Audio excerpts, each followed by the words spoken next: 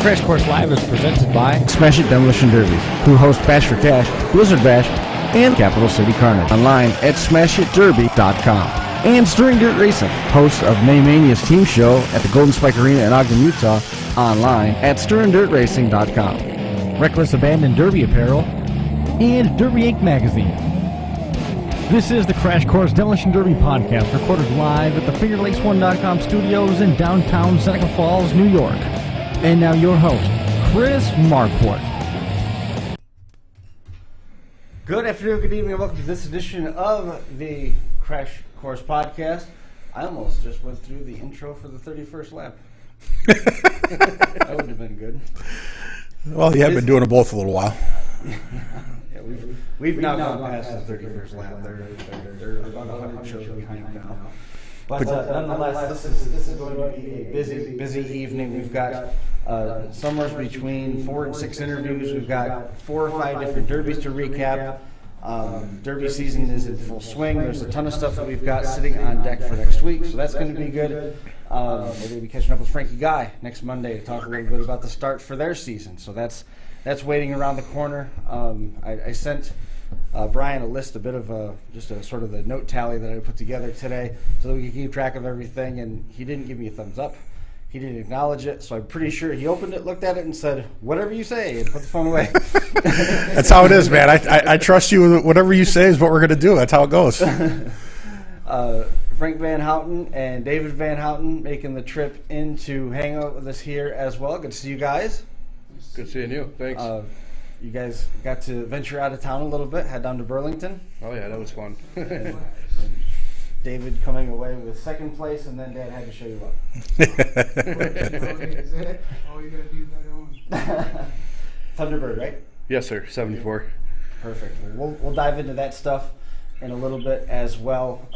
In the interim, though, you can hear the birds tweeting over a very happy Randy Schwartzkopf in the background. Randy coming away with the win in Urban Destruction, the Bone Stock division. Was really awesome to hear about that. Randy back in the seat, picking up a win, man. Congratulations, Randy. Great to have you on the show. No, appreciate it, man. Yeah, I enjoyed it. I love driving, but man, sometimes that shop work it gets a little monotonous. I bet it does. But is the bone stock stuff more where you want to be these days? Yeah, because back when I ran in the early years, I mean, basically that's kind of how I build my cars, and I know how to drive toward that. And yeah, to me, it's just a much easier build for what I want to do now. So yeah, I do like that class a lot. It's a little bit different situation than back when you were piling up wins at Metal Mayhem, but nonetheless, some things they always stay the same. No matter what the build is, you still got to be able to drive it. Oh, that's true. My daughter had texted me on my way home from Evansville just yesterday. She goes, "Well, Dad," she goes, "I guess you still got it." I said, "Well, sometimes it's kind of like riding a bike." That was one of the questions I was going to ask you. If it was like riding a bike, is it something just as easy as throwing a car together and jumping back in, or one of the conversations that we had with Jordan Ingram a while ago, long time ago, this was back before one of the Blizzard bashes, he said he makes a point to run all summer long so that you don't develop that ring rust like you might see in a UFC fighter. Is it as simple as just hopping on and riding a bike? Yeah, honestly, I mean, basically, once that green flag drops, it's like I've never left it. It just all come back. It was just amazing that I love being in that position, but, with time and everything, kids, and then, my son-in-law, Todd, he ran with Trevor Jones's team this weekend. Mm-hmm. Yeah, we're all out there at my shop. But, yeah, honestly, once you get back into it, it's really – I mean, it's just back to the old days. I mean, nothing really changes. All the kids can buy the stuff off the Internet. It's still the nut behind the wheel. No doubt. So, Randy, nowadays the Metal Mayhem build is kind of a stalker build. I mean, you got a couple weeks. You want to throw a car together and go out there and pick up another win, or what? No. Those days of building several cars a year are kind of behind me. I can do 1 or 2 a year. I'll be happy. Yeah, I know that feeling. Did you at one point take some time away from Derby and get out of it as a whole? Actually, I did. In 2014, I sold everything, and then my son-in-law Todd had a car. I think he ran his Team 1 Spring Explosion. He was going to tear it apart. He goes, "Hey, if you want to take it to a local county fair here," it was on a Saturday night. He had to work. I said, heck, I'll take it down there. I ended up winning that. Right. So, and then within 2 years after that, the gentleman that I sold my setup to, I mean, I guess he was burned out on Derby. I got a heck of a deal to buy it all back, so I bought it all back. and here we are. Yeah. So we're looking at 2014. So just from 2014 when you're out of it, we're looking at about a 5-6 year layoff, give or take. Did you feel as though the sport changed at all? I mean, what was one of the biggest swings from when you got out of it to where things are right now? Well, I used to run all the old iron years Right. ago, and then the swing over to the Fords and the new builds on the Fords and the pressure and the trunk. The young kids had to teach an old dog new tricks, but with some good help, they've done very well for me. And Trevor Pedke, he has helped me a lot in the shop. He actually helped me build the car that I ran Saturday. He did the trunks. He does a lot of trunks for people here in Southern Illinois. So, and I derbied with his dad for 20 years. Really? Cool how it all comes around. I mean, Trevor Pedke's name comes up in so many different circles, and such a fun driver to watch. We remember those. Yeah, actually, when he was in high school, he worked for me. Oh, really? that's cool. Yeah. But Trevor and Bill brought those outlaw compact Camaros, those Firebirds, and boy, were those things 37 runs on those things, and they still look just the same. But you are now in a tie with Trevor. If I remember the standings right, Trevor has 10 points, third place. Your 10 points puts you in third place overall in the unified point standings. But sounds like maybe you're just going to focus on running your regular 2-3 races a year and leave it at that. Yeah, because once I got out of Derbying, I've kind of started a promoting business, Demolition Derby here in Southern Illinois. Okay. And I started out with one show, my local county fair. And they wanted a different promoter, and nobody has called me. I'm up to 11 shows. Well, of course, we didn't have anything last year, but I'm up to 11 shows from Central Illinois down to almost Cairo, Illinois. What's that promotion company? I don't think I realized that you got into promotions. Yeah, Schwartz Promotions. Oh, Nice. Very cool. I bet you within 3 guesses, if we really put our minds to it, we could have figured Could have figured that one out, huh, Buck? We could have pieced that one together. The ebb and flow of Derby is, it seems, depending on where you are and depending on if you're talking national, regional, local, and stuff, it seems to have swung back where there's a push to the more bone stock type build. In time, within probably 2 or 3 years, it'll trend back up the other way where we want it to be bone stock if we can just have one more thing. Yeah. And then those one more things are going to be 3 or 4, and we're going to be right back. And before you're not in bone stock, you're in semi-stock, now you're light mod, then you're back to your full mod. Yep. How, not so much Randy the builder, but Randy the promoter, how do you juggle that? Well, each year, basically I try to fix things from what verbiage was wrong and what drivers wanted. And with all my shows this year, with my semi-stock rules, that they were stock prior, but now I'm letting them, basically they can run any rear end, which I understand anybody that derbies have the bigger rear end as long as it doesn't support the car. I'm fine with that. And then I had a couple other shows that some you could have down tubes to the frame, some you couldn't. And then it was so when people would have leftovers and they'd come to another show, they'd have to cut.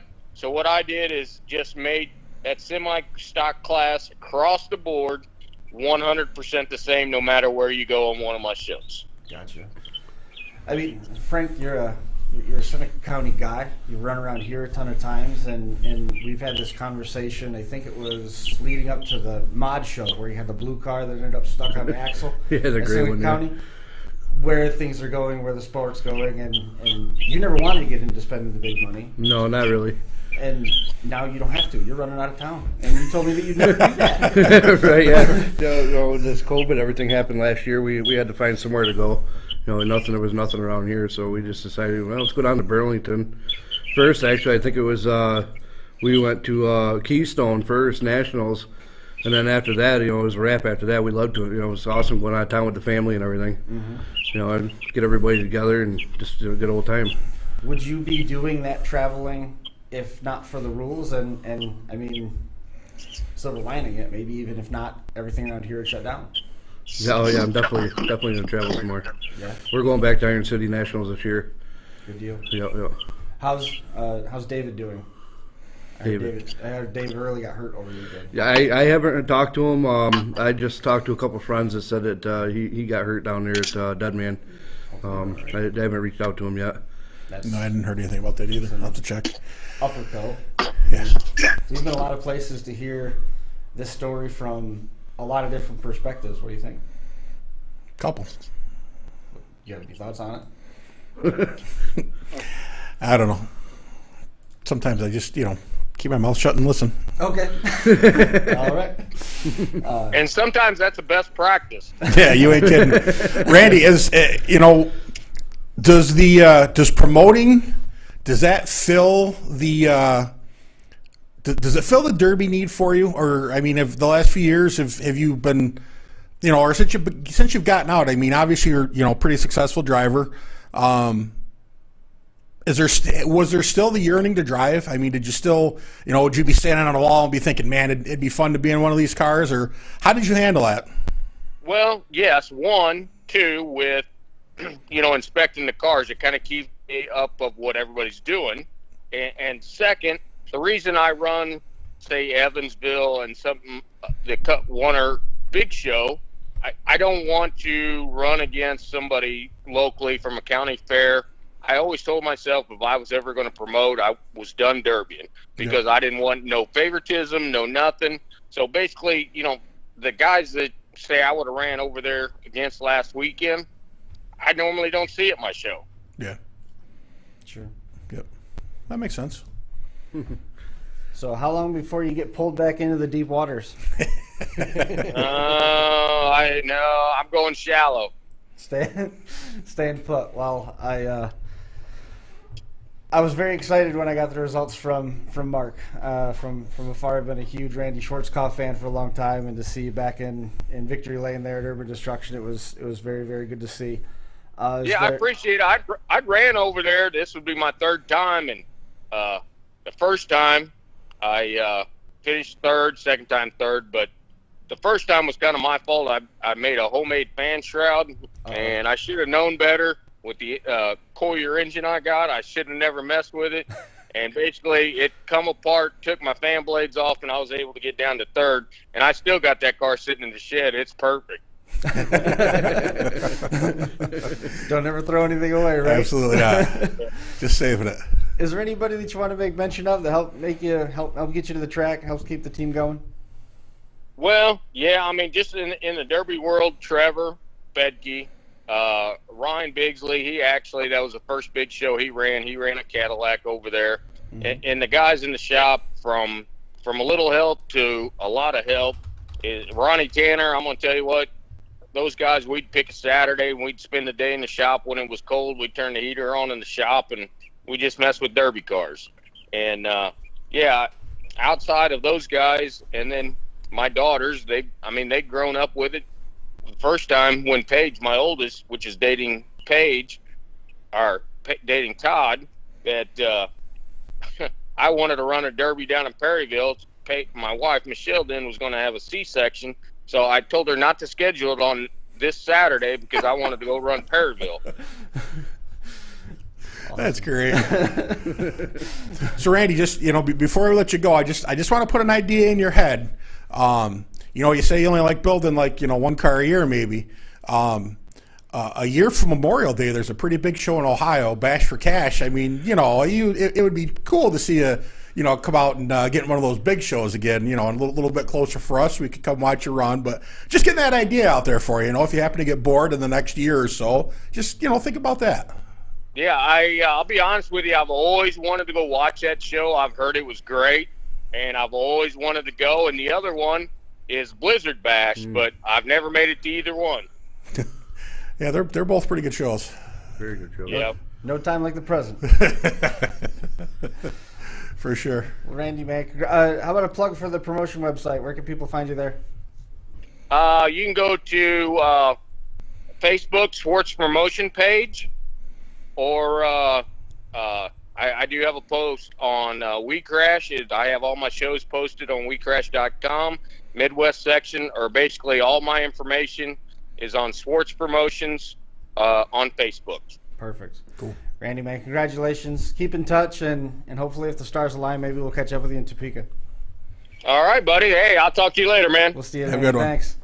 Have a good one. Thank you. Thanks a lot. Bye. There goes Randy Schwartzkopf coming up with a win in the Urban Destruction Bone Stock Division. We're going to be catching up with another one of the winners from over there here in just a quick minute. We do have some results to zip through on that stuff. Again, Randy Schwartzkopf coming up with a win over Trevor Jones and Justin Adams in the bone stock side of things. Trevor Jones getting the Mad Dog Award there. The Metric Old School class was Chase Geese with the win there. Trevor Jones was second, and Josh Dimmitt was third. James Wise took the Mad Dog Award there. The Metric Old School DP class, Ty Richards winning there, Mark Hilton and James Prohaska running through the top three. The three-man mini team, Eric Dorsey got the win there, teaming up with Ben Brown and Michael Zerr. Second place was Quentin Musgrove, Mitchell Keith, and Calvin Leonard. Justin Curtis, Dakota Coombs, and Blaine Schoenfield running through the third place team there in the three-man minis. The four-man bone stock, Don Santel jumped on a team. Michael Amburgey was with them as well. Ryan Thomas and Josh Gentry. Trevor Jones, Chad Stahl, Luke Warland, and Todd Robinson coming through with second place as a team. And then was Jared Kratzer, Ryan Kratzer, Travis Snowden, and Tyler Jett running through third place there for the four-man bone stock team. We're going to be catching up with Michael. Michael had a heck of a story. He had a team, and he got a phone call from Don Santel, said, I got to figure out a way to get points this weekend. And they added him to the team, and it was probably a good decision. Got that team down to helped get that team down to second place. But Michael did some work on his own as well. Yeah, it's never a bad thing when you can add Don Santel to your to a Derby team. He's it doesn't matter what build, he's always there at the end. So it's always a good thing to add him.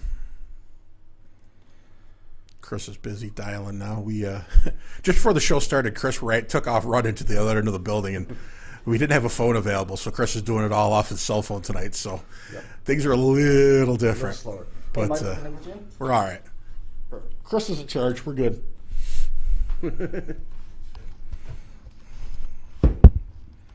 We had our hands full Thursday with the final round show, the drag racing show. We had our hands full. It was a bit of a challenge, but we persevered. It wasn't as bad as a couple weeks ago when we had that Zoom meeting going on with both Toast and TJ, and Zoom kept shutting off in the middle, and they didn't know that it shut off, so they kept going, and then it would catch. Oh boy, that was a tough one. But we've got Michael here on the line. We made reference to Michael. I hope I'm saying it right. Michael Amburgey? Yes, sir. That's right. Perfect. Came away with a win with your crew there in the four-man bone stock at Urban Destruction. Congratulations on that. Certainly no easy task when you look at the group that you're running against. Trevor Jones, I think he ran in just about every class. I was going to say, yeah, you read his name and everything for the results, so he must have been a busy dude. He was busy, man. Tell me a little bit about it. Just a crazy week just all together with all the work. And Gage had hurt his knees, so we didn't know how that aspect was going to work. And Gage said, hey, I've got a buddy. I don't know if you would like to run with him or not. And I said, who you got? He said, Butch. I said, yeah, please have Butch call me. So So how did that conversation go? Butch is just laid back. He doesn't say much. Right. So he asked if we had pretty good parts. I said, I feel like we got pretty good parts. I said, we're going to try to win regardless. So, and it just played out in our favor. We had a good team, so everybody stuck together, so it just turned out in our favor. When you say things turned out in your favor, I mean, you know, Ben always used to call it the draft. When you're waiting in line, who's gonna be running with who? Did things play in your favor? Meaning that you guys got the pecking order to your benefit, or do you mean like stuff on the track was breaking and the competition just kind of fell off out of the way? You could look at that in both aspects, I guess. Whatever works. We had good buddies on the track, and at the same time, some of the hard hitters went out. So sure, we in the feature we was after it pretty good with the Gargus team, and they had a really hard team to handle. So we will ask that question here in the setting at Finger Lakes 1. Nobody at the bank will ever ask you that question. Not a thing, man. Every one of those checks cashed this morning when I walked in there. That's all that matters. Tell me a little bit about the team itself and the history of this group running together. I know you had the knee injury, sort of threw a little bit of wrench in the plans. Had you not found anybody else, would you have gone and just competed as a team of three? No, I've actually got the fourth car still sitting in the garage ready to go. I was going to call Ziz in Ohio and see if he would drive it. I said, if not, I'll take it and we'll find a driver at the show. So we were going to go with 4 cars regardless. Right. Man, if you can say it's Helen's up running, but calling Ziz, that's another one that's not a bad pick to run a car. That's pretty good right there. That's pretty good. Was it a fast-paced derby? Was the feature pretty fast-paced, or how'd that work out? For the first 3 or 4 minutes, it was slow-paced. Everybody kind of got around to figure out who was with who and who wasn't, and then they throwed a caution. I'm assuming it was for a bumper, I thought. But when the green flag got back after that, it was just seemed like chaos instantly. Getting to know you stage is we've talked about that at Blizzard Bash numerous times. Is it, when we first started going out there, they waved the green flag and it was just on. But the last few times we've been there, there's kind of a little bit of a feeling out stage, and it's almost like nobody wants to throw that big haymaker. Then once one person throws it, it's just on. So it's neat to see how the team derbies break down and how they go, because we've kind of seen them go both ways. But and lately it's that one hit that just flips the switch on everybody. Yeah, everybody goes, okay, it's on, and just start standing on it. Yeah, that's crazy. It's crazy because at one part of the feature, we'd kind of got one team worked over and it had slowed back down some, and I hadn't even been to the other end of the track, and I made it about halfway across the track, and just in my helmet I could hear it going crazy down there. I just put it in reverse and went right back to where we was at. Yeah, that's happened before. Yeah, absolutely. Man, like that stuff. I must get out here where it's a little slower. Absolutely. Yep. You got to know where that part of town is. What as the feature played through, what was the point? Like, what was the moment where you looked around and thought, hey, we might just have this? I guess about the time, I'm gonna say I ran a little over halfway through the features, and then the motor I put in finally died. The starter went out on it. Oh, I looked up and I was like, "Oh crap, we're still." We had Don was still looking good. My buddy Ryan was still looking real good. The crew we was running with, they were still looking really, really awesome. And the team we knew we had to beat was already out. And I thought to myself, "Oh wow!" And, they threw a caution, and I run over to my wife in the grandstands to sit with her. And I looked around like where I could look down at the track, and I told her, I said, "We're first or second tonight. There's no doubt on this." That's cool. That's a neat feeling. Kind of played out from there. Would you rather, in a team setting like that, would you rather have most of the team laboring, or would you rather have 2 cars that are clean and moving around better? With Don's driving record, I'd rather him be in an awesome car at the end. And then same with my buddy Ryan. He's like, in our area, he's just hard to handle anywhere. He's a straight up wheel man. So there at the end, him having a good car, I was pretty confident in everything. Yep. Yeah, you get signed. You get good guys like that at the end, and it's unless you can, you got a full team to overpower them, it's hard to beat them. I mean, we've seen that before. Yep. I knew with the two we had left on our team that if people want to get up on the steering wheel and drive, they was going to be hard to handle. So,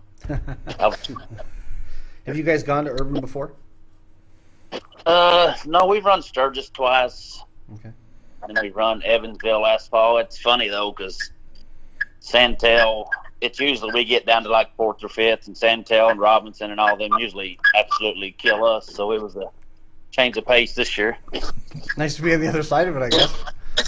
It was good to be on the other side of the quarter this time. No doubt. Awesome. Can you tell me a little bit more about what your season's going to look like? You're going to be busy chasing points all summer long. Yeah, I guess we've done run 3 or 4 times this year, and then I really wasn't.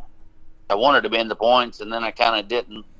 Because my little girls, they show horses, and last year because of COVID, we didn't get to do much horse showing, and this year they're like, Dad, we got to do this, and then I talked to Mark the other night, and he's like, Hey man, you got 10 points, another good solid run, you could be a good contender. So now I'm back scratching my head, thinking, hey, I've got a car in the shop ready to go. So I'd say you'll see us around Mark's shows quite a bit. That's cool. It's tough to decide, man. Them little girls say, Daddy, let's go. It's hard to say no to that. Yeah, because they're only little once. So That's my right. dad let me derby when I was little, so I hate to take away what they like to do. Yep, very true. Yep, very true. But I know we're in at the Bash. And there's a couple Southern Ohio shows. I think Rutsfad puts a couple shows on. Yep. Within a couple hours of the house, I'd say we'll hit them up. Pennsylvania's not really a far trip for us, so I'd say once if I could get another good show and at a point show, I wouldn't doubt I wouldn't get on the road and try to run some, see what's up. That's cool. Very cool. Well, I hope we get the chance to talk again in similar circumstances. Is there anybody that you wanted to make mention of that helped get the team to the track? Yeah, all my buddies from down home here. They drove. 2 of my good friends, Chad and Jake, they drove home Friday night to get a motor after I blowed mine up. I got to thank his motor had probably 25 runs on it, never skipped a beat. Wow. I've got to thank Ryan for letting me use his other motor, and more than anything, Santel for being on the team, and my wife and kids for putting up with all this. Awesome. Well, Michael, man, I appreciate you making some time for us. Congratulations on the run, and hopefully you find the incentive to run a whole lot more shows and come a little ways east. We're gonna try anyway. Cool. How's the knee anyway? How's that situation for? I think it was Gage. Who Gage's knee? I think they'll be at River City this weekend, so I feel like he's got it at least patched up enough to try to get through the weekend. Good deal. Good enough. Yeah, They can always put it in metal plates. Yeah, they can always fix it. Always screws and plates. I don't worry about it. Just as long as you got insurance, you got good knees, don't you? Absolutely. I like it. That is true. Excellent. Well, Michael, man, thanks for coming on the show. We'll talk to you soon. Yes, sir. Thank you. See you Have a good later. one. Speaking of knees, did you see the picture of Steven Sickles? No. Ooh. He hit his knee, I think, on his switch panel / dash bar, and it was looking not good. Yeah. Looked like there's a couple pretty good gashes and pretty swollen up. So hopefully he's doing better as well. You mentioned that. It made me think of that picture. Did you see he put out an all points bulletin because the tank that he brought didn't have any oxygen in it? No. That was over the weekend. I don't remember what night that was, but he'd run out or the tank was empty or whatever the case was. So That stinks. that was a lot of not good going on right there. Yeah. A lot of not good going on. All right, so let's find my spot and where we're supposed to be. Try and keep some sort of pattern and pace as we move through all this, because like we said, it's another busy show here tonight. The Unified Point Series, we are up to Toast River City Rampage in Henry, Illinois. That is the one that's due up next, the 7th and the 8th.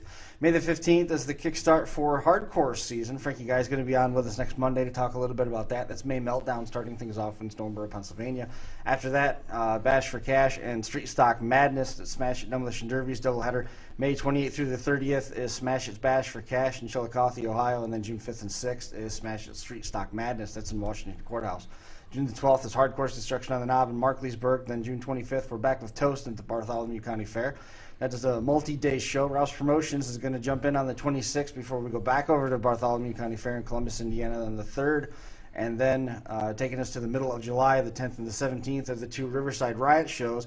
Buchanan and Edwards are putting those shows on. Those are in Proctorville, Ohio. The point standings at this point, Don Santel out in front with 28 points.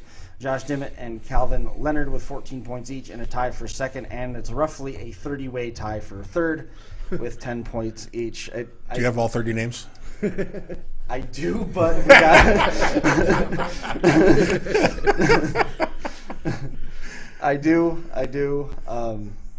It's a lot of them. Roughly 30? It's about that, all right, give or take. Giving you an update there, we talked a little bit about this here on that last spot. Before we do that, stay up to date with all the details on the Unified Point Series, 527unifiedseries.com. Bash for Cash, the revamped schedule is May Mania's coming up. Scott Brown giving us some details on that. Yep, I saw Brian Leonard was at Bethel Speedway for some of the racing action. He went Facebook Live with that stuff. Bash for Cash, the first part of that doubleheader before they move into their 40-plus date county fair season. They're going to be at the Ross County Fairgrounds in Chillicothe, Ohio, the 28th of May, 7 o'clock start time. 2,000 to win youth classes are going to kick things off, then the compact heats, the full-size trucks, the mini trucks. 10,000 to win street stock is going to end that evening. This is the revamped schedule that we pulled off the agenda. The 29th, that's Saturday, 3 o'clock is the Power Wheels. You have to be registered by mid-afternoon to get in on the Power Wheels. And then at 4 o'clock, we're moving into the compact consi, the Pro Stock Heats, the Relic class, Turn Back the Clock class, and Frank the Tank. I believe in the update that Smash It put out there, Frank the Tank was going to be the main event, and Turn Back the Clock was going to be the precursor. Sunday, May the 30th. Everything starts with the Pro Stock Consolation at 9 o'clock, then the SMW Smith Metal Works full-size youth class, the 80s wire heats, and the super stocks, and then at 4:15 after a short break and another drivers meeting is going to be all of the remaining features at that point. As we had talked about leading up to this, 4 classes now paying $10,000 to win, May 28th through the 30th at the Bash for Cash Kicker class, $10,000 to win Turn Back the Clock, $10,000 to win both of those now one and dones. Compacts, $10,000 to win Pro Stocks, upping the purse from $7,000 to win to $10,000 to win. $2,000 to win for each of the standalones, Frank the Tank Old School Wire class, the Youth Small Cars Street Stocks, the Relic class, that's 63 and older these days. 3 one-and-done 80s wire division, super stocks, the full-size trucks, and the compact trucks, again online, smashitderby.com. And rounding things out here for this, actually I think we got 2 more to do for this interlude. Jeffy's Fab Farm, he's been busy as well, recognized as an industry leader in all manner of purpose-built demolition derby parts, starting with rear ends in 06. Jeffy's Fab Farm expanded to headers in 08, and the shop can boast a combined 70-plus years of mechanical skill. Jeffy's Fab Farm specializes in LS conversions and conversion components with consistent feature wins across North America. Your turnkey solution is only a phone call away. Jeffy's Fab Farm offers the Camry in the Box campaign. That's a retail price of $525. You need to ask about the multi-fit shifter options as well. You can also find fuel and air parts, suspension and transmission items, steering components, pedal switches, and gauges. If you need it, you can find it on the farm, jeffysfabfarm.com. Check out the virtual store and order now. And I think you have that memorized. no. Really? No, not quite. Too many Smith Metal Works. I'm trying to pay bills. Too many concussions. There's been some of them. SmithMetalWorks.info, experience and passion, second to none. We talked about Smith Metal Works getting behind that youth program. They basically have Demolition Derby Summer Camp periodically through the year. You can find more information out there when you make the trip out to Bash for Cash here coming up at the end of the month. You're also going to be able to catch up with both Jeffy and Smith Metal Works at the May Meltdown show coming up on the Hardcore series. We'll give you more details on that in a little bit. All-purpose fab shop that has taken the Northeast by storm. Smith Metal Works features more than 40 years of combined metalworking experience. The hallmark of the product line is the pointed and flat front bumpers, and you can't go wrong with the super stock bumper. They replicate popular factory releases. You're going to know it as soon as you see it. They can be run hollow. They can be run stuffed. There's a compact version of the pointed bumper. Other items include Crown Vic door skins, battery boxes, engine mounting systems, pedal combos, and shifters. They had a chance to build a little bit of inventory as well, so you might better get your orders in quick. The shop offers all the odds and ends as well, such as distributor clamps and welding centers. Be sure to ask about the GM floor liners, because you can never have enough metal for rust repair. In-person locations in Mercer, Uniontown, and Bethlehem, Pennsylvania, or you can have it drop shipped to your door, smithmetalworks.info. Live chat has been busy. Appreciate all the stars that are getting sent in. Scott Brown, he's watching and not working. Christy Germain says she can't wait to get out there to Bash for Cash and see Butch Cisco run in the Relic class. Troy Fair is on for the end of July, so excited there. A lot of the drivers around here are starting to finally get some news and some information about what's happening with their county fairs. That's going to be the 30th and 31st of July. I don't know if our in-person guest is going to be making the trek down to Troy Fair, but you're going to have a couple opportunities to run locally by the sounds of things. Frank VanHouten, fresh off a trip down to BMP, pulling off a win with a 74, I believe. Yes, sir. 74 Thunderbird. How's that compared to some of the other stuff that you've been able to run around here? It was definitely a pretty hard car. Boar Christensen loves those things. Yeah, Nate Case likes them too. Them guys down there love them cars. It was a blast. We had Dave Stone and I and Zach Herman. We had a blast building it. And I don't know, it was a good time. We ran it 3 times. We took it down to Keystone, blew a trainee out down there, and then we went down to BMP last year and blew another trainee out down there in a different. We had a Chevy motor in at that time. We had a Chrysler motor in it the first time. Put another trainee I got from Brett Rowley a couple days ago and put that in there, and then finally we were able to get to the end of the heat. And you got to the end of the heat with a win. Yeah, I remember absolutely. a couple weeks ago on the way here, I saw your car coming out of Seneca Falls and heading back up through the village of Waterloo, and it looked like it was destined for Tim Ellison's house. So I'm thinking you sold it on board. It never happened, but then I happened to kind of look back, and I didn't cross the center line that bad. I looked back and saw where it turned, so I didn't know where it was headed. But Actually, I had it stored out to my mom's over the winter out in Interlaken. I see. And I went and picked it up. I figured I was going to go down to BMP with it and try to get it finished off. That was the goal, was to get it finished off to get the parts out of it. Did it work? Oh, yeah. Yeah, the steering locked up on it about halfway through the heat, so I was without steering for probably 10, 15 minutes or so, and it was fun. It was good to see. There was a lot of guys from New York that went down there and ran. Unfortunately, all of them ended up in the same heat and compacts. But I'm going to fix the audio problem here. uh-oh. Go ahead. You good now? Yep. Okay. Yeah, there was a lot of guys went down, and they all ended up in the same heat in the compact. So that was a little troublesome. But like I said, we mentioned it last week. It's great to see guys from New York branch out. Guys have do a lot. I mean, Frank has run everywhere. So it's good to see him travel a little bit and have a little luck, 'cause Frank has had some of the worst derby luck I've ever seen. Yes. But No doubt. Frank and Tim Ellison have a lot in common in that, usually Frank, he comes to a show locally, he'll bring a car for every heat. I mean, we've seen him run everything. So he's one of those guys that, really supports, the local shows, and it's awesome. It's awesome these guys branch out and do well, man. It shows favorably on Derby and here in New York. But Frank's also another one of those guys that, in addition to bringing something for every heat like Tim is, absolutely loves Demolition Derby and really didn't branch out. But for a long time, we've said that these are guys that, like we talked with Guy Raymond last week, if they get the opportunity to go out of town. Yep, yeah, Guy was down there. Yep, I trust that he was. Just a short list from Facebook: Zach Herman, like Frank mentioned, Cal Purvis, Lee Sager, Guy Raymond, all making the trip down there. So A bunch of young guys that are just coming up in the derbies there too. From Sutter County went down. Isaac McGuez and Ford Petrie, which Frank. Yep.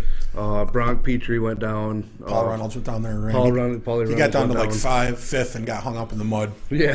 He's I can't remember. He had a Honda or a Toyota that he ran in March. Honda. And, yeah, it was a Honda. Yep. Same thing happened to him. He got down to like fifth, got hung up in the mud. Well, a week before the Derby, they start working on it, and it had some death light blinking on it. So they thrashed and thrashed trying to get that going, and it didn't. They couldn't get it going. And I work with Paul and Paul Michael, as I call him, because his dad's Paul as well. But I work with Paul Michael, and he was pretty down. I mean, he was, he'd put a couple cars up for sale, and I'm like, what's going on? He's like, I'm just, So the day before the Derby, I see a post, and his dad said, hey, who wants to help strip a car? Yeah. So they built that car in a day. Now, the day that I saw that post, Paul Michael works overnights at the jail. So he worked an overnight, which is 11 to 7, and then he got ordered to work the next day. So he worked from 11 at night till 3 o'clock the next afternoon, and then went and helped his dad build the car. So, they're into it, and it's good to see, Paul Michael doing a good job driving. But it's just great. I mean, like I said, it makes me happy to see these guys go out and do well. I agree wholeheartedly. It's, especially locals out of town. Yeah. It's always a good time when you see a local go out of town and do something. Yep. And it's funny, Paul Michael, after the first time he ran down there, he said, I know what you mean now. I said, what do you mean? He goes, it's nice to go somewhere where no one knows you. He goes, there's no drama. There's none of the stuff that goes on. And I'm like, exactly. And you can hit whoever you want, and you don't have to worry about it at the end of the show. Yep, exactly. As hard as you want, too. Yeah. So Frank Petrie, Ford's dad, Yes. used to run with ashes in his car. Yeah, Jeremy. Jeremy Isaac Schwartzkopf, Miguez's right? uncle, yep. Okay, that's what I was going to ask, was what that connection was, because, I mean, it stays pretty close to the tree in terms of Demolition Derby in Seneca County. He came down there and helped out and watched everything down here, Frank did. Did he? Yeah, I think he's pretty much done. Retired, yeah. We keep trying to talk him into it, but he won't. Yeah. Well, we keep talking about the second generation, the next generation. David VanHouten picked up second place in the bone stock ahead of Dad's run, and kind of the same thing. Had the chance to go run out of town. You laughed at the no drama thing. Oh, yeah. You don't have to worry about who you're hitting. I mean, me personally, I don't know what the hell I'm doing. I just go out there. It's all a blur. I just hit tunnel vision for him. Young enough to where you don't know what's going to hurt? Right. Yeah, I ain't hurting nobody, in my opinion. I'm just going out and hitting somebody, having fun. No, that's what we usually hear about the young guys when they're getting into the sport. They're young enough to where they don't know that it's going to hurt the next day. That is true. Well, yeah, he doesn't want to do any of the building or no. He just wants to stay with the bone stock stuff. Yeah, a lot easier. Strip it out and go. Yep. I got this car done in 3 days. Dad gave it to me on Monday. I started stripping it out on Tuesday. What car was this? It was a Chevy Prism. Yeah, 98 or 99 Chevy Prism. Really? It was just like a Camry in the front end. I mean, that thing was tough. Nice. That's cool. Definitely a real strong car. I liked it. It was fun. Yeah, it was funny. The other night I was talking to Jeremy Gully, and he said he was tearing a car apart. I said, "Oh, where are you running?" He goes, "No, it's one we've ran, but it wasn't one he built." He's like, "I build a compact." He's like, "I take my battery and something out. I can't remember what else. Maybe a battery and a bumper." And he's like, and the rest goes to the scrapyard. He's like, "These guys, motors, transmission, shifters." He's like, "That's not how I build compacts." Did you see James Brown doing all that motor work? Oh my gosh! He says, "I got 30 to go to the scrapyard or something like that." Yeah, it's crazy. I forgot to mention, we went to 3 weeks ago. My wife was just getting ready to start a new job, and I was off on a Friday. And she's like, "I want you to take me to James' restaurant in Geneva," because I've been there a few times with Jamie, and I didn't. She'd never been Waterside or Water Street, and so we went in, and it was actually on his birthday. And I didn't get a chance to talk to him, but his girlfriend came over and introduced herself. And Teresa. Yep, Teresa. Very nice lady. And we talked, and it was cool. She, but You know where her dad is? Mm-mm. Nick Serino. The one that got hurt racing at Fulton? Yeah. No kidding. Yeah. I did not know They that. live down in Texas now. No kidding. Yep. So, we were talking about. First, she said, "Are you the one that's on the show with Chris Marquardt?" And I said, "Yeah." It's like, I know Chris Marquardt. He's famous. But we got talking, and we were talking about the business and how this has affected them, and yada yada yada. And she was just telling us little things about the business. They go through, each of their cooks goes through 300 pair of rubber gloves a day. Wow. Is that insane or what? Would you ever think about something like that? Like just being you can't go to restaurants anyways because nobody cooks the right food. No. But I mean, just the crazy stuff that these restaurants are trying to survive, and they have to I don't know. It's just it gave me a whole new respect for the mom and pop shops. But I think that's where it's at. That's where we need to stick to. You ain't kidding. I think the cooks were probably going through quite a bit before that, just because. No, I agree, but just I mean, but when when it's full for 6 or 8 hours a day, that's just. But when you're still going through a lot, and you're not getting when you're not getting the money through the door as much, that's just one more. And that's something you can't skip on. You know what I mean? It's crazy. But in no way is this even close to what James and the folks over there at Water Street go through. We got the folks from 448 Promotion season opener was this weekend. We're going to be catching up with them here in just a minute as well. I have to wear a pair of gloves when I deliver breakfast and a plastic apron. So I walk from my room down the hall, pick the stuff up, put on the apron, walk down back to the 2 rooms, drop off the trays, and take it off. Yeah, in the garbage. And it goes right into the trash, and that plastic is going to be around for hundreds of years. The cool thing is it's going to be put right where you can see it from your house. That is my favorite part. Yeah. I can't wait till that gets the conversions are done, and it's a ski slope. Yeah, it's going to be awesome. That's going to be. I'm looking forward to that. Yeah. We'll do crash course on the ski slope. The country's only grape scented ski resort. Strawberry. There is these sets, but it's something. But a lot of the air freshener stuff that they spray there, it's byproduct from winemaking. Really? It comes from grape skins. Yep. I did not know that. So at least that's environmentally friendly, notwithstanding the hundreds and hundreds of pounds of plastic. But I suppose that's a conversation for another time. Yeah. Unless, of course, the dump wants to dump some money in the crash course, then we love it. They should be here forever.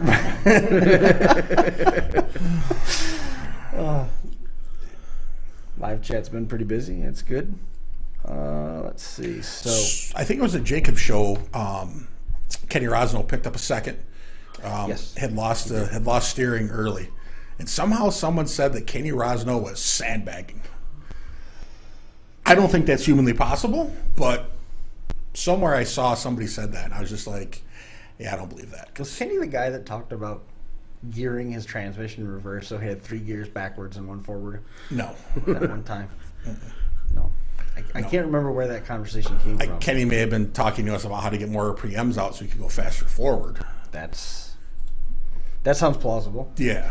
The battle for Upperco was this weekend. Deadman Derby moved into the second round of their doubleheader weekend. This is the encounter stage, the battle for Upperco and Deadman Compacts. The winner was Dylan Berger. Dylan Berger also won the vans and the stock compacts, so they were pretty busy over there. Kevin Greenway won the heavyweight racing. Nick Misraka won the compact racing. Jeff McMillan won pro stocks. William Hoffman won the stock full size, and Brett Welsh won the super stock side of things.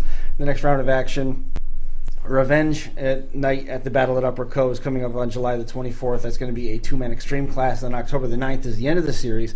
That's the Demise at Upperco. All of the events there are being overseen by Deadman Derby. Deadman Derby online at deadmanderby.com. Super stock full-size Deadman, dead stock full-size, stock compacts, Deadman compacts, minivans, SUVs, Power Wheels, and the wild racing stuff that they got. Each of the remaining dates, pits are going to open at 8 o'clock, spectator gates at 11. Racing starts at 1, adults $15. The track itself is located at 16020 Carnival Avenue, Upperco, Maryland. So from here, let's shift gears and get some of the folks from out there in Iowa. That was the Spring Showdown show. That was at Webster City, Iowa.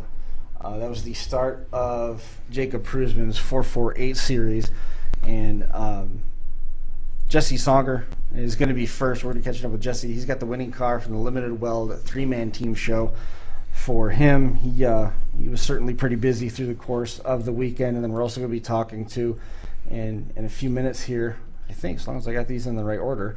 That one disappeared on me. Yeah, perfect, Jacob. So we're going to be catching up with Jacob first. Had those in reverse. Talk amongst yourselves.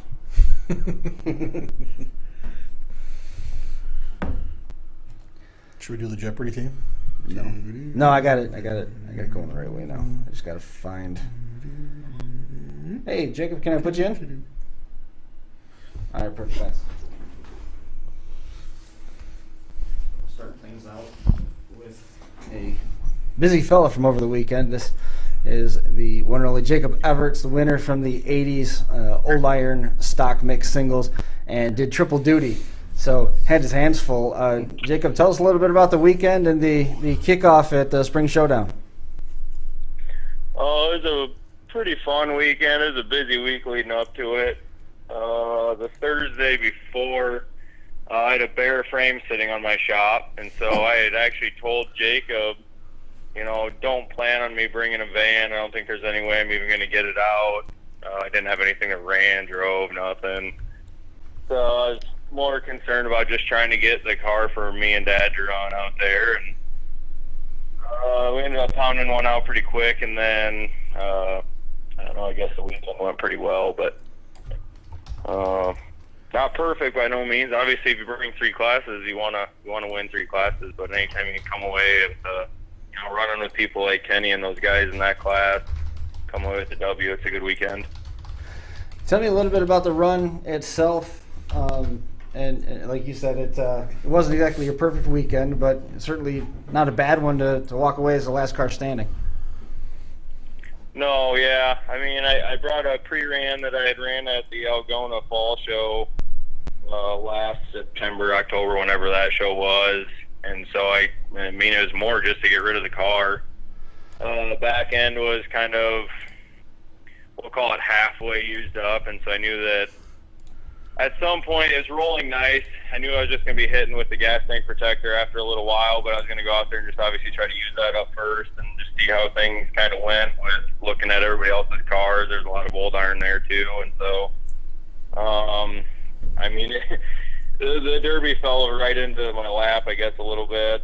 Ran, I don't know, probably the first 5-10 minutes or whatever without really having to use the front hardly at all. And then by that time, things were kind of already starting to limp along, so it kind of worked out. And then, some of the really hard cars, I know like Kenny's car there, losing steering early. It was one of the cars I did not want to end up having to go nose to nose with him at the end because I knew he wasn't going to win that war. And so, I kind of thought we got down to probably 4 or 5 of us. I know Terry was still running there at the end, and so I kind of started looking around, and he looked like he was limping pretty decent. And I thought Kenny's car was maybe without steering, but God dang, I swear to God, every single time I turned around, his nose was still facing me. Maybe he can steer. I'm like, I don't know. And I don't know. And then it kind of once it got down to the 3 of us, I noticed he was just kind of revving up and spinning in circles a little bit. And I knew if I could get away from him just enough, I could maybe get a kill shot on him at the end. But yeah, it definitely worked out in my favor, I guess. What ended up taking him out? What was that? What ended up being the thing that took him out and sealed the win for you? Were you able to put a kill shot on him, or you just time out with the circles? Yeah, I ended up, he was trying to kind of follow me around the best that he could, obviously, with his steering. And I had a right flat on the rear, and I'm just running 23, so I was kind of digging holes. But I ended up, I think, broke his axle off or wheel. I think it was his axle. I never actually went and looked. Just kind of got a nice lined up shot against the concrete there at the end, which kind of sealed it. And then I had actually buried myself in the mud just trying to back up to take another shot, so I guess it worked out. See, I'm getting too old, man. The idea of just caving the back end in and hitting with my gas tank protector, it just doesn't sound like fun. And if it's near my gas tank, I don't want to be hitting with it. So I guess I'll just stick to the Cadillacs. You're pretty good right now. Try that again. He was just talking about the prospects of hitting with the gas tank protector aren't really something that Brian wants to get himself into. The 80s Old Iron Stock Mixed Singles class, Jacob won that one, and then Kenny Rosno, as we said, was second. Brandon Thomas from St. Peter, Minnesota, he came down and he ran to 3rd place. Terry Evans. Badass trophies. That's right. He was 4th place. And then Justin Van Wyk was 5th place. Brandon Thomas got heavy hitter honors. I anticipate nobody's really surprised by that, and to see Brandon and Kenny going second and third, it was going to be one of those guys that took Mad Dog. Yeah, definitely. Hey, who's the only guy in New York with a badass trophy? I think there's a couple of them up here now. No, one. There's one. Mm-hmm. I have one in my living room. You're the only one. On with the show. He's retired. He'll be back. I don't think he makes those at the moment. Today. He'll be back. He doesn't make them today. How about the Buddy Heat? How'd that go? Well, we found out after a few hits that the car was actually a little rustier. Like, you couldn't tell it. Brought a Vic for that, too. Uh-oh. Man, we actually, below the doors, our frame actually split in half and showed us just how thin it was. But, I mean, you looked at it from the outside, and it still had black paint on it. I guess we just didn't do enough research, or try to... I mean, honestly, we would have had to dig through the frame trying to find, thin spots with it. But, no, it was a blast.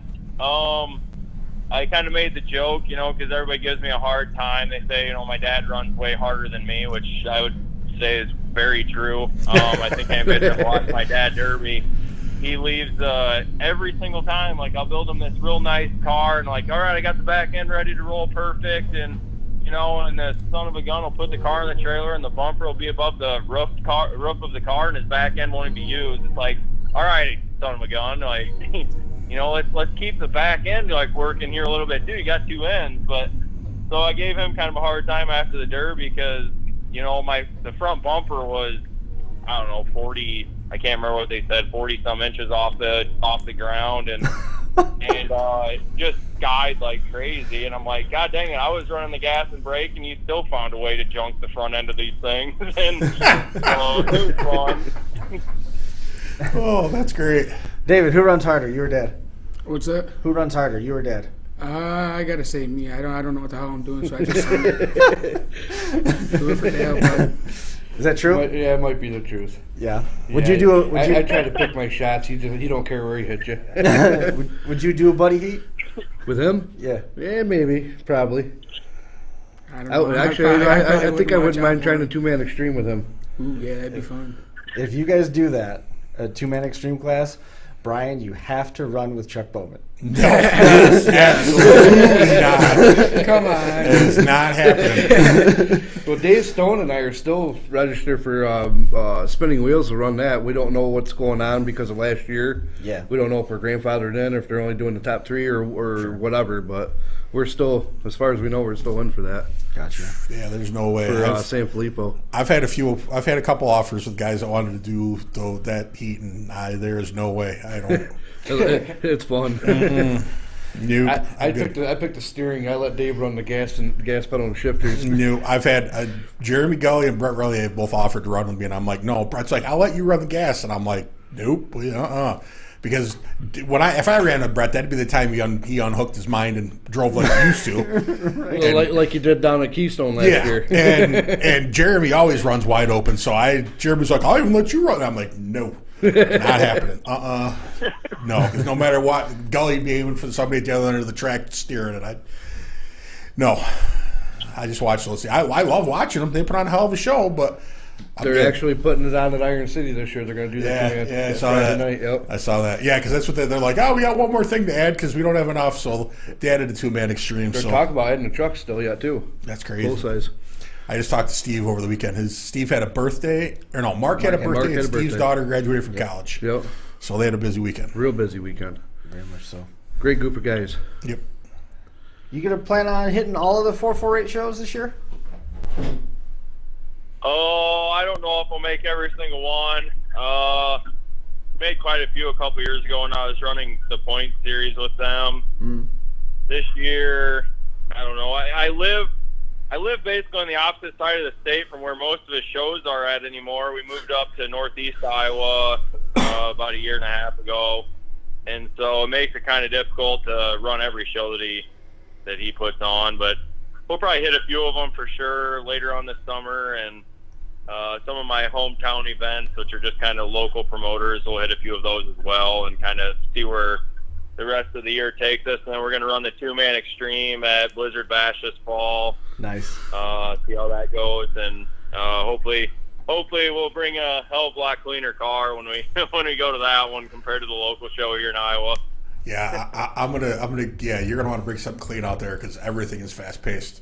It may take a minute to get the track clean, but once it's clean, it's fast. At least the one and dones are. Yeah. Yeah, so we haven't even decided what we're going to bring down there yet, for sure. I've heard a lot of people, there's a lot of steering issues down there, and just based on what I've seen on, watching online, and then, I got friends who've gone down there and watched, they say, steering's the main issue. If you can keep wheels on cars, you'll usually be fine. So I don't know if we'll take an old iron GM or what the case will be, but we'll find something that will fit our style, I guess. Cool. Anybody that you want to make mention of that helps get the team to the track? What was that? Anybody you want to make mention of? Any sponsors, partners, help? Definitely Mike and Krista Flater, or Mike Flater and Krista VanHouten. Definitely got to give a shout out to them. They're the ones that kind of helped us piece this last car together here last weekend. Mike comes all the way from out in Ohio to run with us. So he travels a long ways to run, multiple weeks out of the summer. So definitely got to give a shout out to him. Obviously, Dad. No major sponsors, I guess, but definitely those guys that have their hands in all of our stuff. Awesome. Well, Jacob, man, congratulations on a successful weekend, and we look forward to having hopefully a couple more conversations with you, and keep in touch when we get closer to Blizzard Bash. I'd like to talk to you again as we figure out what car you guys are going to be taking to the two-man class. All right, sounds good to me. All right, see you soon, man. Thanks for coming on. Yep, take care, guys. There goes Jacob Everts. Busy weekend. I can't Trevor Jones and Jacob running 3 times through the course of the weekend. Yeesh. That's a lot of work. That is a lot. That is a lot of beating and banging too. Yeah, bringing 3 cars is only half of it. Building is only half of it. It's the layered concussions that start to make people wonder and question your sanity. A couple of folks that are listening in the live chat. Yeah, Jacob says a lot of soreness. Yeah, I concur. A lot of folks messaging and saying that they heard the train, which is good. We lets us know the microphones are working appropriately. Now I can hear the rain. It's pouring. Spring showdown. Somebody as nice as you doesn't have to worry about melting. Spring. Hey, can I put you in? It's Chris. All right. So Jesse Songer waiting in the wings. Just letting you know what we got for a rundown. Jacob Johnson picked up the win in the standard compact singles. Andrew Spitzer and Isaac Beeson running through the top 3. The heavy hitter of that one was Tannen Hornberger. He was also finished in 5th place. We told you about the 80s and old iron stock mix. Jacob Everts winning there over Kenny Rosno, Brandon Thomas, Terry Evans, Justin Van Wyck, and Brandon Thomas got Mad Dog. The Gut and Go minivan singles, Hunter Klunder taking the win over Josh Gordon, Dawson Mack, Elmer Rolfs. Remember Elmer from up at Winter Slam? I don't think so. No? I do. I remember seeing him, number 75. Scott Ullman, 5th place. George Schur taking the heavy hitter award in that Gut and Go division. The duo class, the Buddy Heat, Nathan Arnold and Josh Nur winning that one. Joey Post and Jeremy Reihert were 2nd place. Scott Temple and Tom Spellmeyer in 3rd. The Track Shot Live team, Hunter March and Mike Tix, were the heavy hitters in that one. The two-man bolt and chain compact teams, Jake Barrett and Adam Reese took the win there. In the black and orange cars, Jake Flater and Tyler Ford were 2nd. Cody Newth and Steve Olson were 3rd. And that one heavy hitter was Adam Reese in the number 17X. The two-man 80s old iron stock mix team, Brendan Borgman and Derek Bolster winning there. Jonathan Todd and Chris Todd were 2nd, and Cody Gaines and Sam Staley were 3rd place. And the heavy hitter was number 74, Evan Kunkel. And then in the 3-man limited well teams, Jesse Songer, Matt Sharn, and Dan Wells coming away with the win in that one. Jason Hegman, Cody Lockhart, and Cody Branham. And then 3rd place was Domination Motorsports, Jeremy Blake, Galen Fries, and Kenny Money.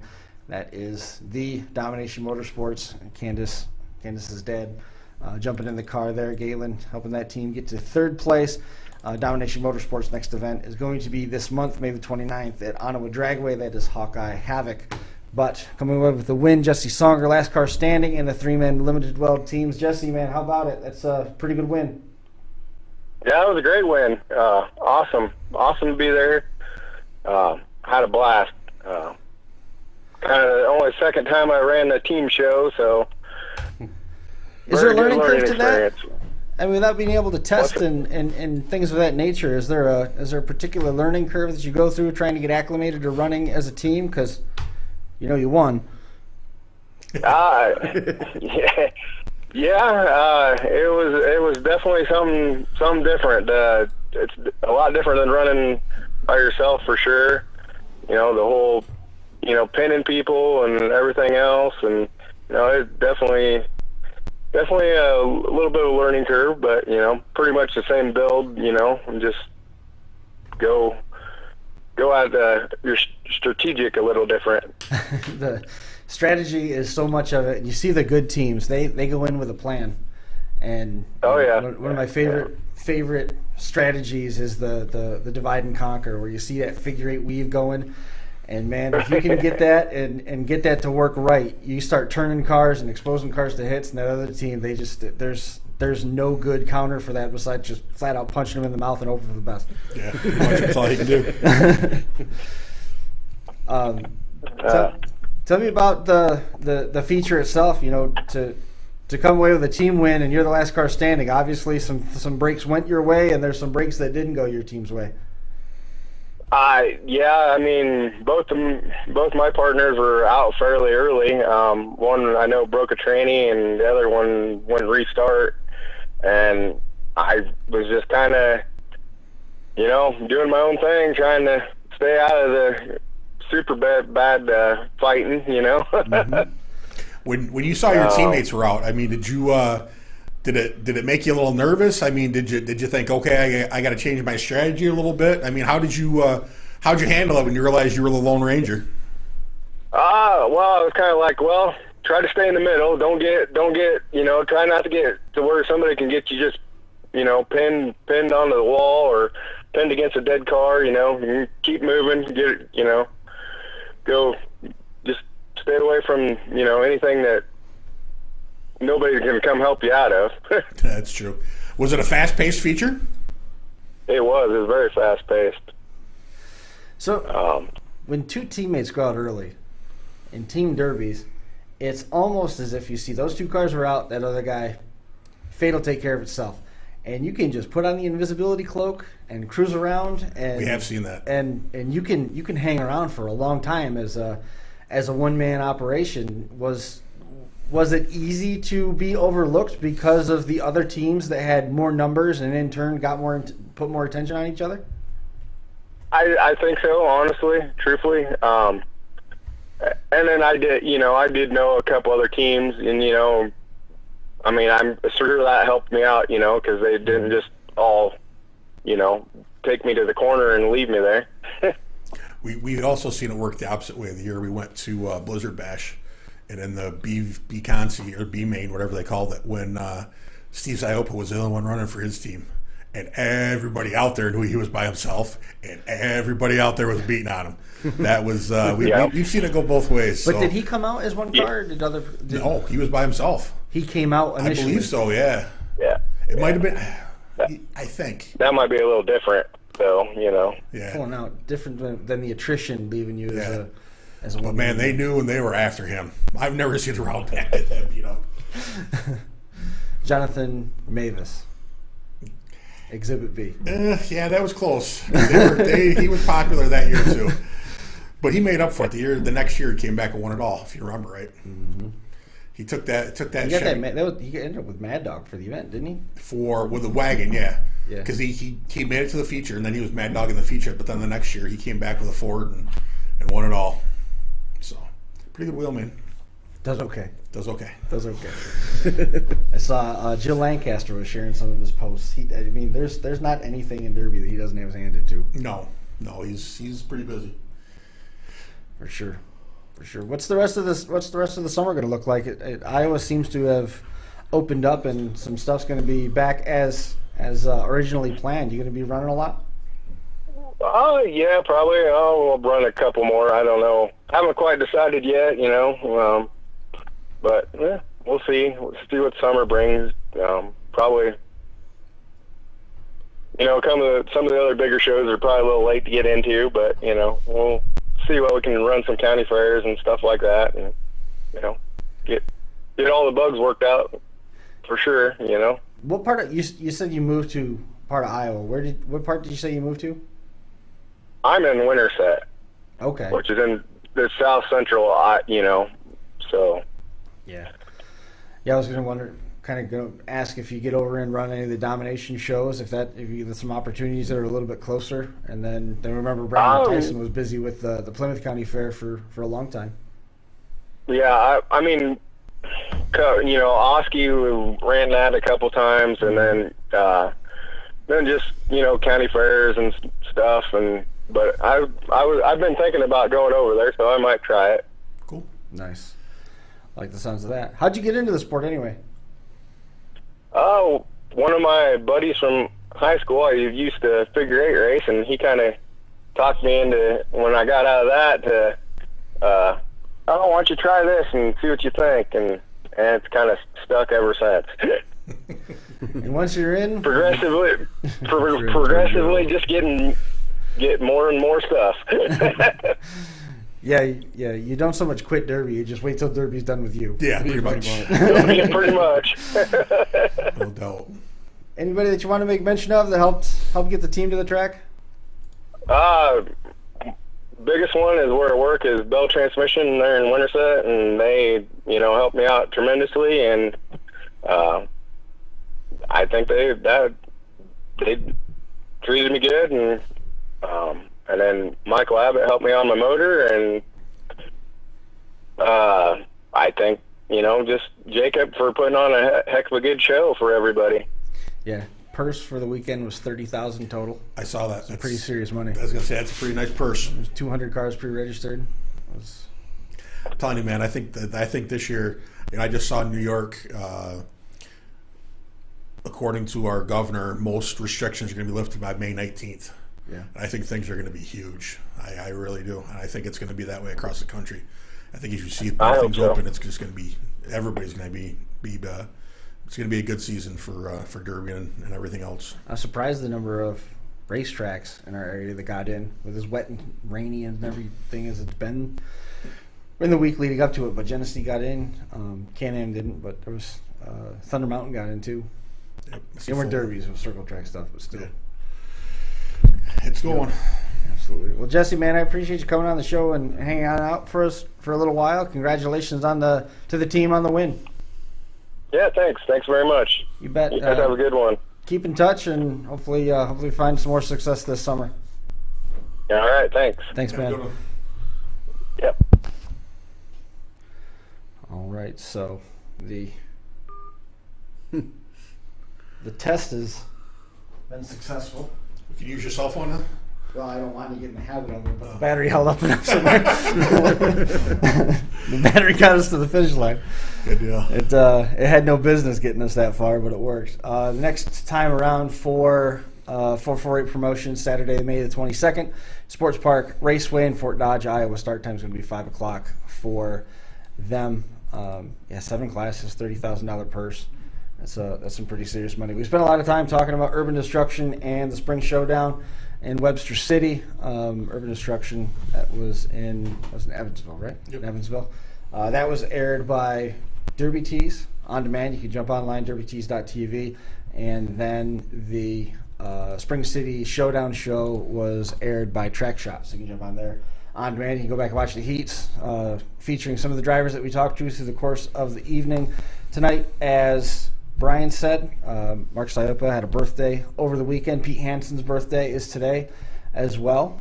We do have one last order of business to get to. Again, these are some folks that are going to be, you're going to be able to find Jeffy's Fab Farm and Smith Metal Works at all of these stops as well. Hardcore Derby Promotions, their season is going to be starting in a little over little under 2 weeks. May the 15th is the May Meltdown, and that is the start of the 2021 Hardcore Tour in Stormborough, Pennsylvania. After that, they jump over to Destruction on the Knob in Markleysburg on June the 12th to 26th of June. Mayhem on the Mountain in Farmington, July the 10th. Parts of that 3-event month of July. On the 10th, it's Destruction on the Knob in Markleysburg, and then King of the Hill at Jacktown Fair. And the 29th, the 3rd of August, and the 6th of August is a 3-day event, Destruction in Dunbar, Pennsylvania. They shift gears and go down to the Greene County Fair in Waynesburg for Chaos and Coal Country on the 13th of August, and then the very next day is part of the 2-day Washington Warzone event in Washington, PA, August 14th and August 20th there. Then it's 2-day shows the rest of the way. September 4th is Labor Day Lockdown in Stoneborough. September 7th and 8th is the Route 40 Rumble in West Alexander. And then it all comes to a head in the final confrontation in Dunbar, Pennsylvania, September 25th and 26th. $10,000 to win, $3,000 Mad Dog Award. Additional details available online, hardcorederbypromotions.com. And Frankie Guy is going to be with us back here again next week on Monday to talk about the start of their season. So looking forward to that. Frank came in, made the trip. Appreciate you coming and making the ride up. Anybody that you want to make mention of? I know a ton of people helped get that car together. I would read through your Facebook list, but we're almost out of time, so I'm going to make you do it off the top of your head instead. Yeah, well, Luffman Metal Recyclers for sure. They sponsor a lot to me. David helped out, my son, and Preston Hennigan, Zach Herman. They all got me there this weekend. The wife and the kids for the, I thought in the post you borrowed something from Wayne too. Oh yeah, I borrowed a spacer plate for the carburetor from Wayne. I bought a Circle Track 4412 from NLR, not realizing I had the pump on the bottom, so my spacer plate didn't work. I had to go over and get it from Wayne Ellis, and I appreciate that. And, would have been tough to run without a carburetor. Yeah, absolutely, yeah. But that NLR carburetor was flawless. That thing, I liked it. I buy a lot of parts from them anymore. Mm-hmm. Mm-hmm. What was the engine that you said was in this weekend? Just a 350, just a little crate 350. Yeah, the Chrysler in the first time it ran. Yeah. What was that one? That was 383. Nice. Actually, Jake, mine was having timing issues, and Jake Doyle let me use his. He said, "Come on over, get it." It was over at Jeremy's house. Get it in there, and we got it in there. It was 3 days I think before we left last year, Keystone, something like that. We put it in, and we got it done, got everything hooked up, and it moved. So we said, "Oh, it's loaded up. Let's go." We got there, and it wouldn't move off the trailer. I'm like, "Oh no!" The rear seal was leaking, and we ended up putting another seal in it and more transmission fluid, and it just didn't hold up. Motor ran great. It was Osterhout's old motor. That's had some action on it. Yeah. Not for him. I think it might have been when Desi drove it. Did I say that out loud? And then David, sorry? No, you're good. No, you're good. Okay. We're both good. Add something. Anything else? Definitely Preston, my dad. Thank you very much for loaning me or giving me that car. Not even a week before the Derby. Definitely got to thank Kirby for bringing me down. Jerry Kirby. Yeah, Jerry. Yeah, I got to appreciate that. About 3 days before Dad got old, and asked him if he could bring me down, bring the car down. Without him, I wouldn't have made it down. But no, every trailer in the area was already used or yeah. Like you said, there's a lot of people in Seneca County on their way. That's for sure. Chad had his 2-car loaded up. He had a single car loaded up. Chad Allen. Yep. It was yeah. Dave's trailer was used up by Zach, and everybody we knew, all their trailers were definitely used up. And I think they would have been looking for more. Zach was trying to bring 2 cars down, but only got 1 down there. He was trying to get the limited wall compact down there. Just something with the reverse wasn't working right for him. Jeez. So he says, "I'm not taking it." We do have one more. I thought we had covered everything. One more. What's that? In Georgia. Oh yeah. JC Molly picked up the win. David Brooks was 3rd. Angie Argo got 4th in a stock Lincoln. It was the 11th run for that car. Russell Argo. Who was second? Us with some information there. It's not in there. It says congratulations to Joe, but I think Joe and JC Molly's is the same thing. But yeah, came to South Georgia, and JC took the money back to Florida, took it back to the Sunshine State. was kind of cool to come across JC's that. a busy dude. I'd missed that. I didn't even know that Derby was. Yeah, on the radar. it might have been today. I saw pictures of him down there. Looked like he used up his cars. Looked like the front bumper was pretty high on the nose of that. Yeah. So, but good for him. Awesome. Well, I think Dustin Say was second. Gotcha. Russell right on top of that. Well, outstanding. And wishes out to BJ. She had an appendix issue. Cool. Mike Tix's wife. Oh. Middle of the night, ended up. Thankfully, it didn't rupture. We just had Joey Pernice. I think it was last week. Last week. So I don't know. Something's in the water. It's messing up everybody's appendix. You already had yours out, though. We're good. Everything. They took out tons of stuff. They made a couple slash marks and just started emptying the closet. Nice. That's good. Did they put an addition on the liver? I just checking. No, nothing like that. No, they took out my appendix, and then eventually I ended up losing my gallbladder too. But they were far more worried about the cracking on the lining of the outside of my intestine than they were the appendix. But Interesting. that one rotted from the inside out, actually. It looked perfectly pink on the outside, but when they did a biopsy and cut it in half, it was full of all sorts of black stuff. And they said, that's what your problem is. And turns out, false.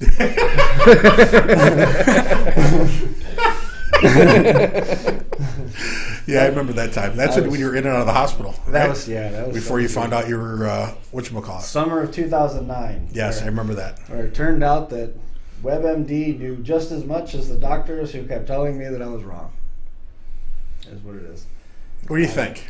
I think we've said a lot of words, a lot of content. It was good. We didn't have to break it down into 2 shows, but we got a lot of good feedback on that. People like that. And I mean, if we do that, we probably hit 400 by the end of the year. I don't know if we need to, but it's certainly something that's out there. It was a busy night for sure. Yep. Virtual Unified Point Series. Tori Hagen, first person to pick up 2 wins. Wall Rockers had an event over the course of the weekend. Tori Hagen is leading that now, and Colin Walker and Blaine McClellan all hanging around in there. Joey Needham, he's hanging around in the top. Kyle Homer, he scored his first points. There's some more action coming up on there's derbies on the Virtual Unified Point Series on the 14th, 15th, 21st, and then the 28th and 29th, I think, in the month of May. So another 5 opportunities for people to score points there. You know the nice thing about that? It's a lot easier building a virtual car than it is a real car. Yes, all of that. I don't have to leave my house.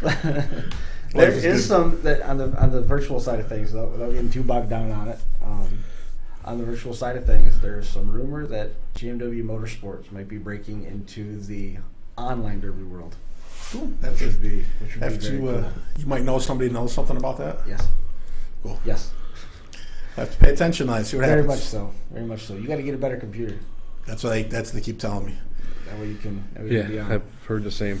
Got to get a computer. Last message from the live chat. This actually came through YouTube. We don't usually get a lot of the posts on the YouTube stuff until the on-demand stuff kicks in.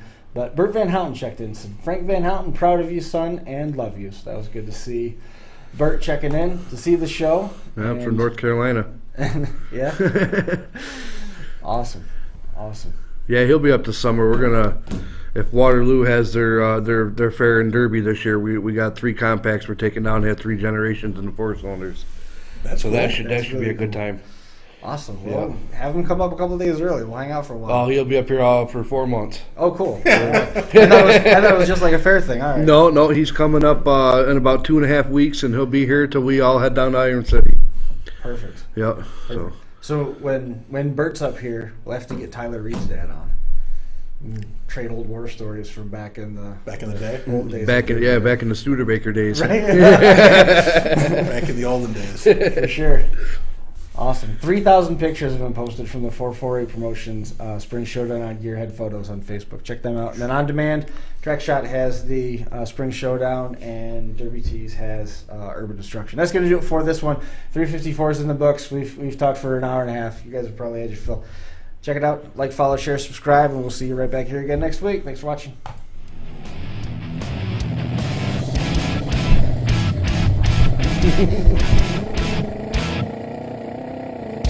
The Crash Course Live is presented by Smash It Demolition Derby, who host Bash for Cash, Blizzard Bash, and Capital City Carnage. Online at smashitderby.com. And Stirring Dirt Racing, hosts of Maymania's team show at the Golden Spike Arena in Ogden, Utah. Online at stirringdirtracing.com. Reckless Abandon Derby Apparel, and Derby Inc. Magazine. This is the Crash Course Demolition Derby podcast, recorded live at the FingerLakes1.com studios in downtown Seneca Falls, New York.